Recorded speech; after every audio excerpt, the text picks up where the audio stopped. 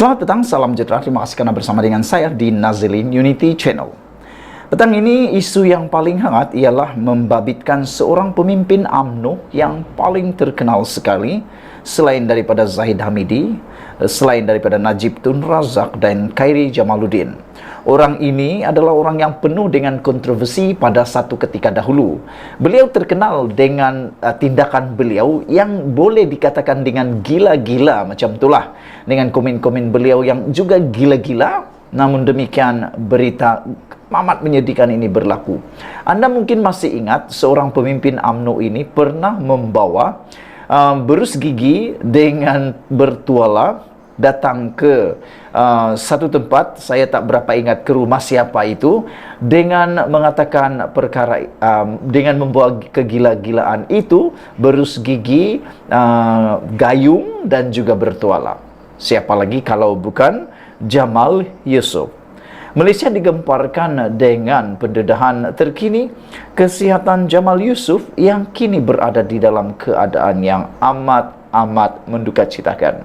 Apabila diberitakan, saya juga terkejut dengan berita ini apabila disahkan bahawa Jamal Yusuf kini menjalani rawatan kanser paru-paru tahap 4. Bukan tahap 1, bukan tahap 2, bukan tahap 3, tapi tahap 4. Anda pun tahu bagaimana keadaan orang yang mempunyai kanser tahap 4. Pastilah ia boleh dikatakan dalam keadaan yang amat mendukacitakan. Kita pun tak berapa pasti adakah beliau dalam keadaan kritikal ataupun terkawal, stabil dan sebagainya. Ikuti terus ulasan ini kerana anda akan tahu kedudukan terkini Jamal Yusuf selepas menjalani rawatan kanser paru-paru tahap yang keempat.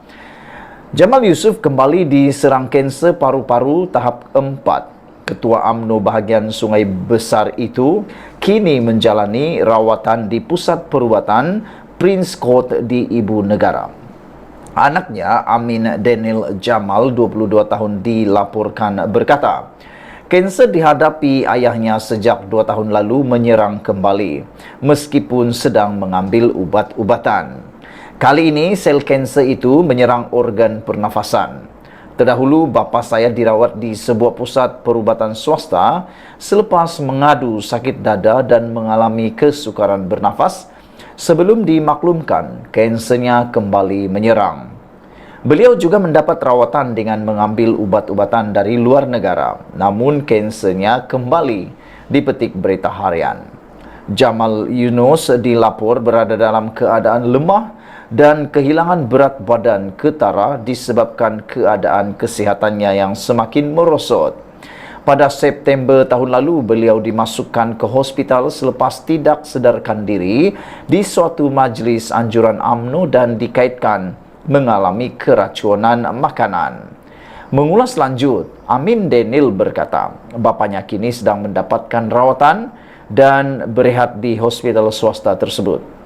Sehubungan itu, beliau berkata keluarganya berharap dapat diberikan ruang berehat sehingga keadaan bapanya kembali stabil.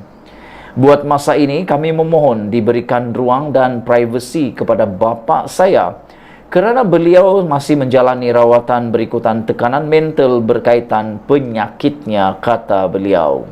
Kami memohon doa daripada orang ramai, rakan dan kenalannya agar sentiasa mendoakan kesejahteraan dan kesembuhannya supaya kembali sihat, kata Amin Daniel lagi.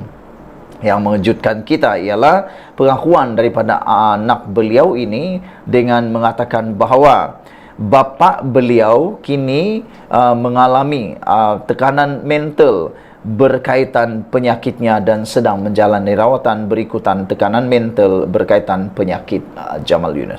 Sekian dulu untuk kali ini. Jangan lupa tinggalkan komen anda, tekan butang subscribe. Kita doakan Jamal Yunus supaya sehat kembali. Bye-bye.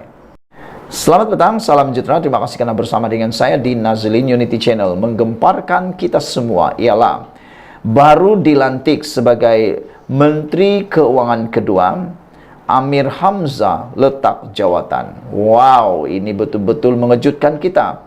Sudahlah kita dikejutkan dengan pelantikan Amir Hamzah sebagai menteri, yang tak pernah kita kenal ini. Saya secara pribadi pun baru kenal dengan beliau ini apabila membaca tentang biodata beliau, membaca tentang kepribadian beliau, pangkat-pangkat dan kejayaan beliau. Tiba-tiba pula kita dikejutkan dengan laporan Amir Hamzah letak jawatan lembaga pengarah SDP. Wah. Namun demikian, beberapa komen daripada netizen berkaitan isu ini ialah mereka memuji komitmen dan juga tanggung jawab yang dibuat oleh Amir Hamzah. Mereka kata, inilah yang kita mahu, mengutamakan rakyat daripada mengutamakan kepentingan pribadi. Kerana jawatan lembaga pengarah SDP adalah kepentingan pribadi beliau. Jadi dia sanggup melepaskan jawatan yang bukan calang-calang, jawatan yang bukan kecil-kecil, ini jawatan yang luar biasa, tapi dilepaskan oleh Amir Hamzah. Kita salut, kita tabik hormat Datuk Sri atau Tan Sri Amir Hamzah ini. Dan kita harap Amir Hamzah dan Tan Sri Amir Hamzah dapat membantu membangunkan ekonomi Malaysia sekali lagi. Sam Dabi Plantation berkata, Amir Hamzah meletak jawatan pengarah bukan bebas, bukan eksekutif susulan pelantikan beliau sebagai Menteri Keuangan yang kedua. Sam Dabi Plantation Berhad SDP mengumumkan peletakan jawatan pengarah bukan bebas, bukan eksekutifnya, iaitu Amir Hamzah Azizan berikutan kedudukan semasa beliau sebagai Menteri Keuangan 2. Perdana Menteri Anwar Ibrahim melantik Amir Hamzah sebagai Menteri Keuangan kedua seiring dengan rombakan jemaah menteri pada Selasa lepas. Amir Hamzah dilantik ahli lembaga SDP pada 17 Februari 2023. Sebelum ini, beliau adalah Ketua Pegawai Eksekutif Kumpulan Wang Simpanan Pekerja KWSP dan mempunyai lebih daripada 25 tahun pengalaman dalam sektor korporat. Amir Hamzah memiliki ijazah sarjana muda sains dalam pengurusan, pengkhususan dalam keuangan dan ekonomi dari Syracuse University, New York, Amerika Syarikat. SDP dalam makluman kepada Bursa Malaysia berkata, SDP mematuhi perenggan 15.02 keperluan penyenaraian pasaran utama Bursa Malaysia Security Berhad, memandangkan 4 daripada 8 ahli lembaga pengarah adalah pengarah bukan eksekutif bebas. Susulan peletakan jawatan Amir Hamzah sebagai pengarah bukan bebas, bukan eksekutif SDP, beliau tidak lagi menjadi ahli jawatan kuasa kelestarian SDP. Lembaga pengarah SDP merakamkan penghargaan kepada Amir Hamzah atas kepimpinan, komitmen dan dedikasi beliau terhadap kumpulan Sam Dabi Plantation dan Berhad. Saudara-saudara sekalian, ini adalah satu perkara yang memang kita amat banggakan apabila orang korporat, orang yang boleh kata pendapatannya sangat besar sebagai ahli korporat, sanggup membelakangi perkara tersebut untuk kepentingan negara. Jadi sesuailah Anwar Ibrahim melantik beliau sebagai Menteri Keuangan yang kedua kerana kesanggupan dan integriti beliau. Sekian dulu untuk kali ini. Jangan lupa ikuti terus ulasan dalam channel ini. Kita jumpa lagi.